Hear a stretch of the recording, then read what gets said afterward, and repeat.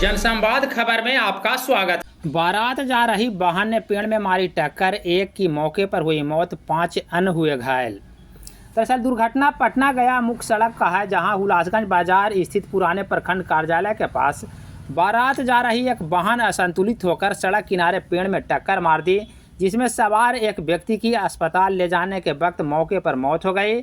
मृतक की पहचान नरेश पासवान उम्र 70 के रूप में की गई है, जो गया जिला के भोरी बालापर गांव का निवासी बताया गया है। वहीं घायलों में रंजीत पासवान, शिव कुमार पासवान, राजेंद्र पासवान, नीरज कुमार एवं रामविलास पासवान बताया गया है।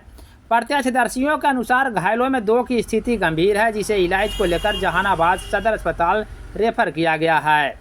दुर्घटना बुधवार के रात्रि की बताई जा रही है। सूचना के बाद हुलासगंज थाना के पुलिस मौके पर पहुंचकर सभी घायलों को इलाज को लेकर हुलासगंज सामुदायिक स्वास्थ्य केंद्र में भर्ती कराया।